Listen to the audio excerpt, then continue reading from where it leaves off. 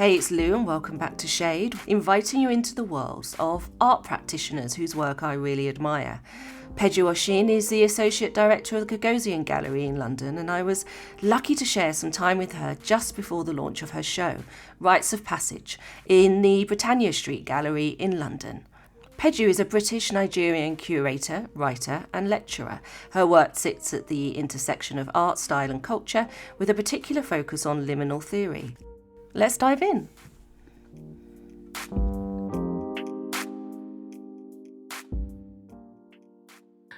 I suppose it all starts with location, and location is something that is really important to me. So I am a proud South Londoner, and for me, growing up in that space where there were lots of other Nigerians, because I am a British Nigerian, born to Nigerian parents, we often had lots of conversations when we were in primary school, secondary school, college about the things that we all experience commonly or in commonality at home.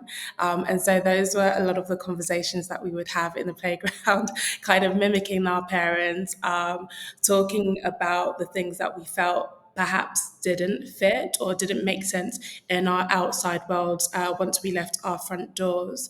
So for me, I think that that was the point at which I started to think about this idea of liminality or liminal space. But actually, at the time, I didn't necessarily have that language. So I was really thinking about these ideas of duality, what it meant to be British and Nigerian, what it meant to exist in between this multitude of things.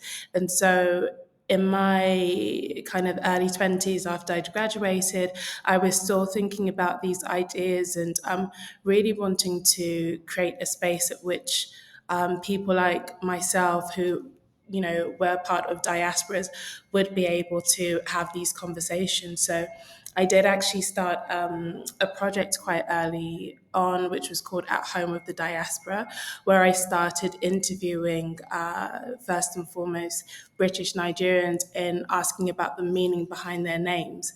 And coincidentally, a lot of these people that I interviewed had both English and Nigerian names, and perhaps in their formative years had gone by using their English names and then made a switch to favor their Nigerian name. So I was really interested in that conversation. And then as I started to or continue to work on projects like that, I started to read a little bit more widely. And that's where I suppose, came into this idea of liminality through people that I was working with, people that I was reading with. And so it's always been something which I suppose essentially has been kind of burning away in the background. I've been working through it because I suppose fundamentally, I have a personal interest because it's also a lived experience for me. So that's how I got to that point of thinking about that.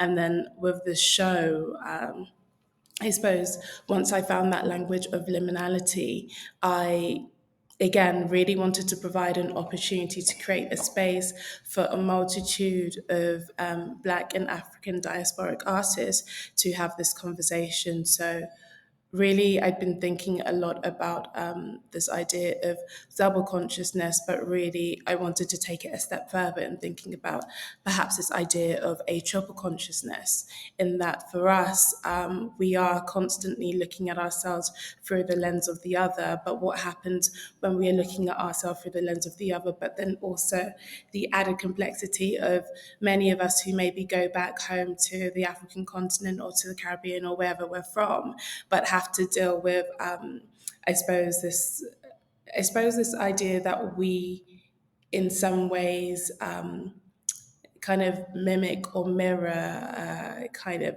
our Western counterparts. So there's this extra level of caution that many of us are taking when we go back to the continent or wherever we're from, and feeling like we are at home, but also being really conscious and aware of the dynamics that we might unintentionally find ourselves in. So I really wanted to create that opportunity to have that cross dialogue between a multitude of us who are kind of living and working in London or I suppose, in the UK and on the African continent and in the United States, because it feels like we've reached this really interesting space at this particular moment in time. Mm-hmm.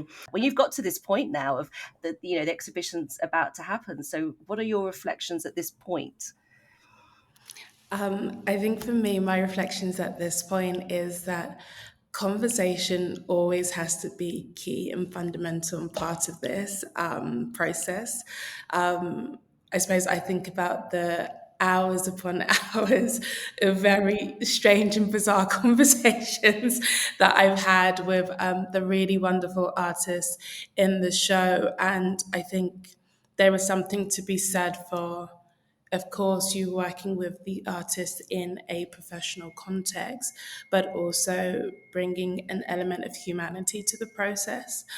Because fundamentally, my role is almost as a facilitator of sorts, in supporting the artist to, I suppose, develop those conversations or those thoughts or ideas that exist within their head, and then contextualize them amongst the work of other artists who are maybe talking about similar things, but then also to bridge the gap between them and the public as well. So for me, that idea of the conversation, the idea of opening up to performance is really important for me, because these are things that are so intrinsically intertwined into our cultures. So I suppose those are the things that I'm really keen to continue on with as I look back through the process of this exhibition. In how do you, I suppose, how do you bring that, I suppose, a level of the lived experience truly into the space and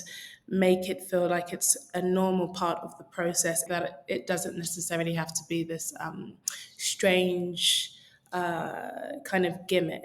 I suppose I'm keen to fold all of those elements which are very normal and part of everyday life in our households and on the continent, and fold that into the type of exhibitions that I make as a means of really speaking to and creating an environment that actually the work really thrives in. Because I'll also just mention that I got a chance to go back home to Lagos, to Nigeria in November as part of the kind of launch of Yinka Shonibari's Gasworks, but also to go and see Art X.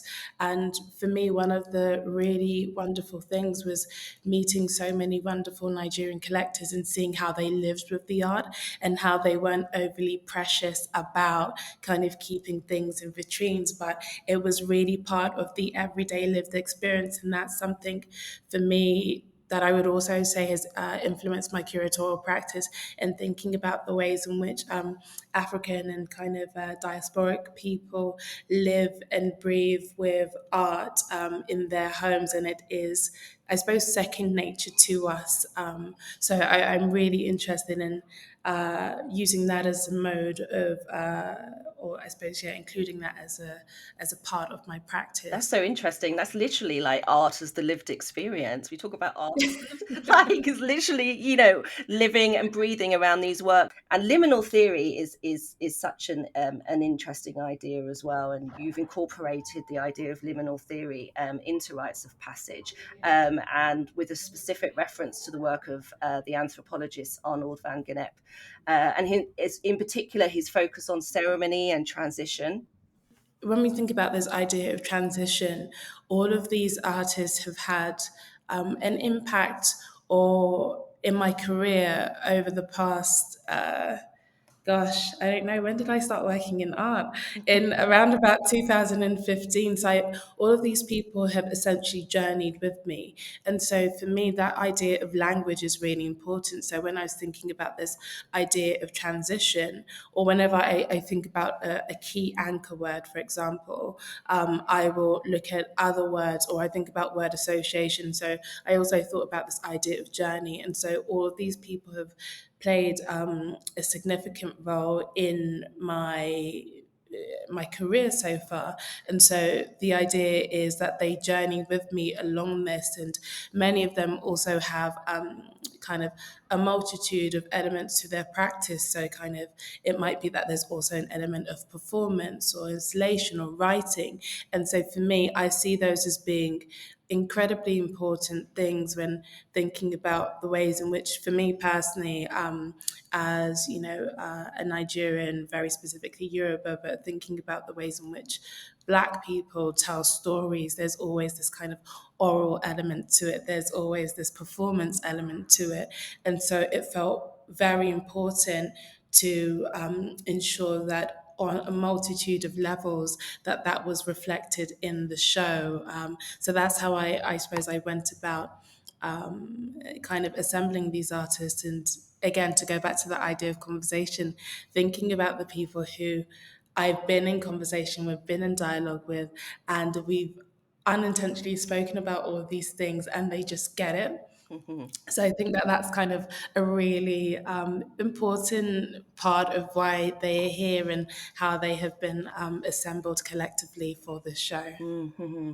Yeah, amazing. And there's some names that of artists whose work I know and love very well. Phoebe Boswell, who was part of our previous series, Yes. actually. So I was just like, oh wow, this is a perfect fit. The roster of artists that you have involved are really amazing.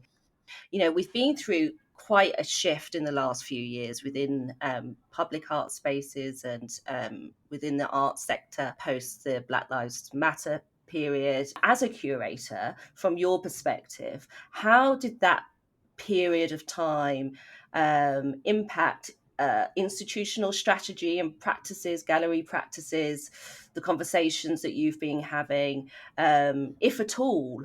You know, what do you think has been the legacy so far of that period of time?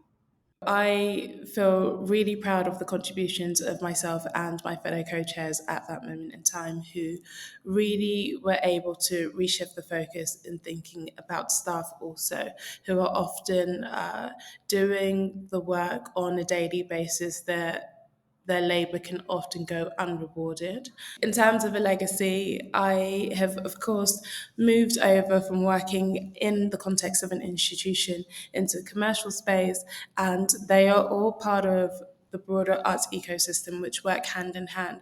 And so, for me, on a personal level, what I am looking to do, or what I've started to do already, is to take some of those learnings from working in the context of the institution into this space that I work in now, in really thinking about how I interact with and work with artists on a personal one-to-one basis, or in the context of, for example, Rites of Passage in this group show context, and thinking about everything from the way that I've curated the show to the dialogue which we have around the show. I think that these are all really wonderful legacies of or kind of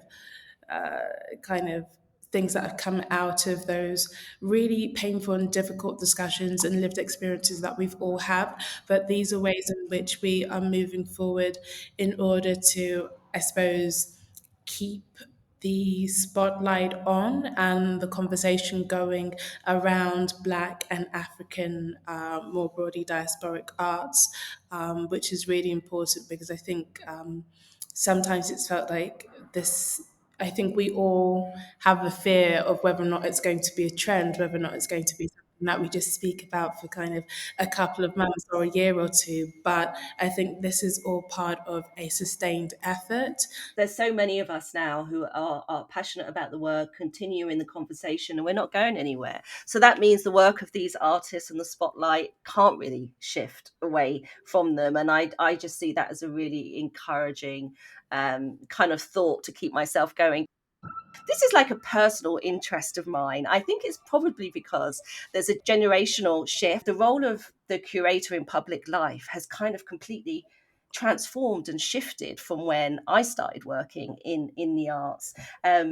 And before the social media landscape, the institution was the face of the curator. The curator was like a quiet figure that we rarely heard about. You know, they would be busy in a way doing their work, but kind of behind the facade of the institution. But the roles seem to have reversed a little now, where the curator is slowly becoming more the face of an institution. And I wonder how you feel about the level of visibility required of you as a presence in the social and cultural spaces.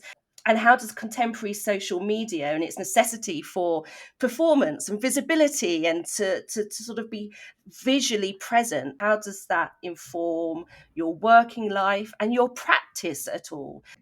I think that's such a great question, and I think there are lots of pros and cons to that, and I'd probably say that there are more pros to it. So when I think about any individual who works in the context of an organization or an institution, I think that there is often the opportunity to or the tendency to be absorbed wholly into that space. And so it really leaves no room for the individual. And I think it's really important for us to have that space for the individual in thinking about their lived experiences and what they bring to the table, because actually, this is what essentially forces a dialogue about what we are seeing. So to have that person who is visible and who is active and, on social media and able to be part of a bigger and broader cultural conversation. And I think that that's really important because ultimately, for me on a personal level, although I do have that presence, I'm still here first and foremost for the artist. So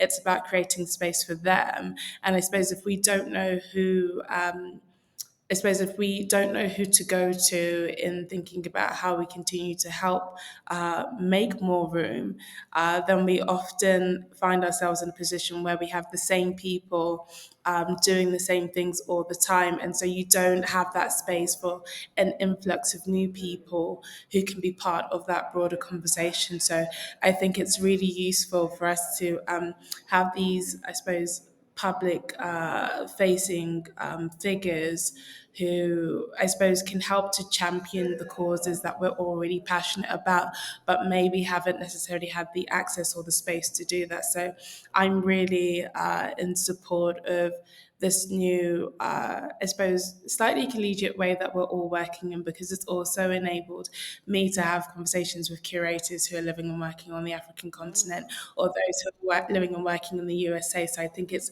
really great because it ultimately creates a wider sense of community amongst people who may be having similar ideas but haven't had the opportunity to kind of convene together in the same physical space. Well, I can't wait to come and see the exhibition later this week and to meet you and some of the artists as well. And the best of luck. It's going to be amazing. I just know it is. Thank you so much, Lou. It's been great to speak with you.